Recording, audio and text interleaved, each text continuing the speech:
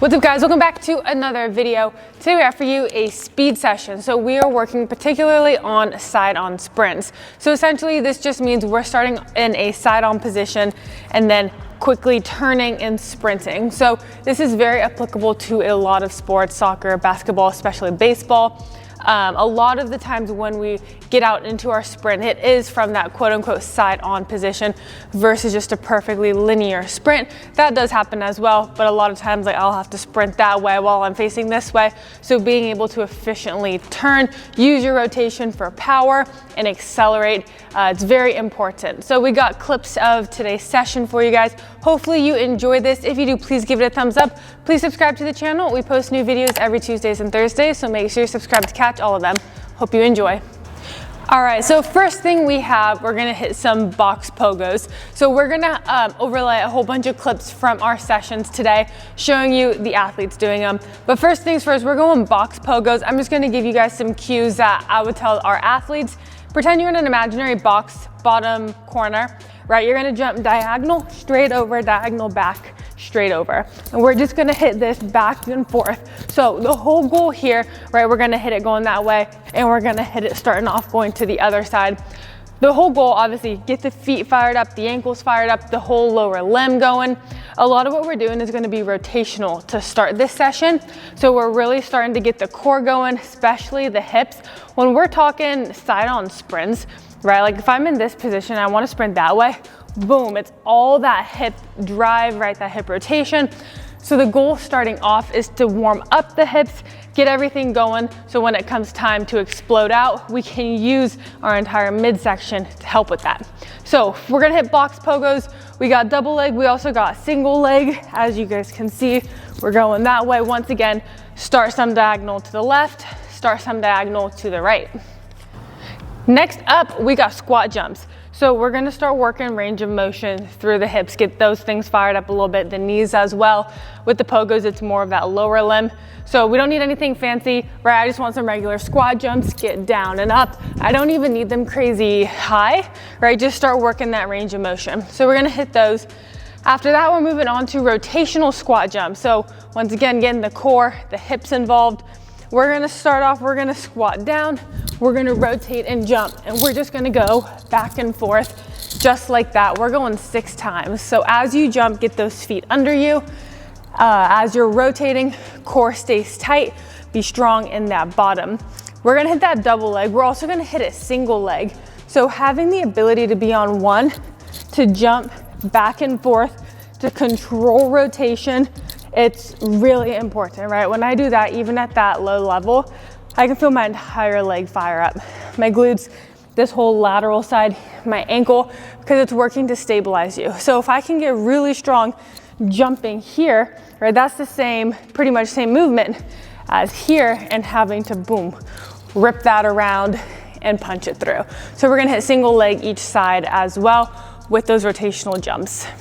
All right, we are moving on to some 45-degree hops. So first progression, we're gonna hit stick and stabilize. We have the med ball. So as you can see, as we're jumping, we're bringing that med ball over our head. So I'm not just holding it here. Every jump, it comes over, okay? Make sure we keep it a jump. I don't want us just stepping side to side. So the whole point, bringing this over, right, we're getting core involved. Anytime we go up, core really has to stabilize us. We really have to get our hips fired up to stabilize. I don't have everything by that center, by my center. Now it's up here. So I'm elongated. It's more difficult to control. I have to fire everything else up to help it. So we got that stick and stabilize. Okay, after we hit that, we hit it 2 times. We're gonna hit it where we're bouncing through, right? So as I have that med ball, as I'm jumping to the other side right here, boom, I'm ripping that med ball side to side. So my arms go in line with my legs, right? So I'm here, boom, boom, boom. So every single time my core is really involved. I'm going off to my right with that med ball. As soon as I stop, boom, I switch to the other side. Once again, when we look at these side-on sprints, we're starting here, boom, right there. That turn, that's that core, helping out with the rotation, right? It's helping, like I said, the rotation, also preventing us from over-rotating. Core keeps our hips going, right? Everything stays neutral. So bounce through with this one. All right, one of the final things for plyos, we are going some speed hurdles. So as you can see, we got our hurdles lined up. We're going broad to lat. So first one through, we're just gonna bounce. We're starting to get the athletes moving a little faster, right? So hit the ground and go pretty much. And then we're quickly gonna progress it to a single leg version where we jump and then we skater over, just like that. Once again, we're just starting to progress this, get it a lot more dynamic because we're about to jump into our sprints. The final progression is gonna be our crossover. So we're gonna jump here and cross over, just like that. If you guys don't have hurdles, don't worry about it. You can also just jump anywhere. Imagine, just try to get some height in your jump. I especially like this crossover variation for our side on sprint day. As I'm coming that way, I have to be very strong. I have to stabilize with my glute, and then I have to be able to cross. So I like that side on sprint, right? We're here, we cross. Crossing is very important. Rotation will help you with power production. Big thing I tell the athletes, as you go, it's fine if you're landing this way, as long as everything is linked up, right? I want that foot pointed with the knee, with the hip.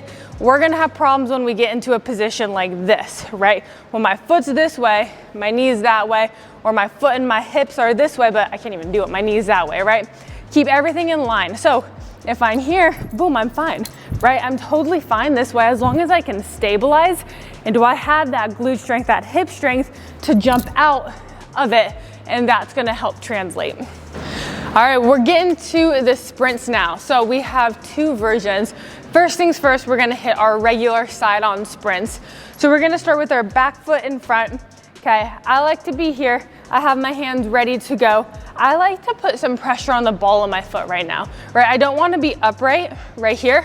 I wanna have a good lean. So as I rip, I can get into my acceleration, right? If I'm here and then if I turn, I'm gonna be upright. That way, if I get down here, when I turn, boom, I can push out and I'm low and I'm able to just boost as I go up, right? So what I wanna do is I wanna start here. I want an aggressive upper body turn. Like I said, rotation will help you with power. Rotation is power. So I'm gonna be here, I'm gonna drive off this leg. I want glutes firing right now. So I'm here, I rip and I explode out, as you can see in the clips. So we're gonna hit this one each side, really work on that. And then the final progression is we're going some half kneeling starts, okay? Actually, let me back up real quickly. As you can see in the clip, Micah, he plays baseball, so I have him hitting kind of a different start than the girls who are playing soccer, right? He's more here, this more of a square stance. He gets a little wide, right? And he's just hitting that typical baseball start where he's here and then he rips. So you can adjust this for whatever sport you play. For my soccer athletes, I like to go more split. But obviously for baseball, you want to make it applicable. So do what you got to do to adjust. After this, we're hitting our half kneeling sprints. So at this point, we're down here, okay? Same exact thing goes. At this point, I already want to be contracting my muscles. I don't want to be all loosey-goosey and then have to go, right? I'm contracting, I'm ready, I'm squeezing my butt. I got pressure on the ball of my foot, right? I'm ready to just explode. My calf's already ready to go, okay? I got my arms here. Same thing goes. I'm going to drive off this leg, push myself that way, boom, rip through. Use core, use your hips, use your arms. Everything will help you power out. One of the biggest things I tell all of our athletes with this is a huge, huge mistake I see a lot.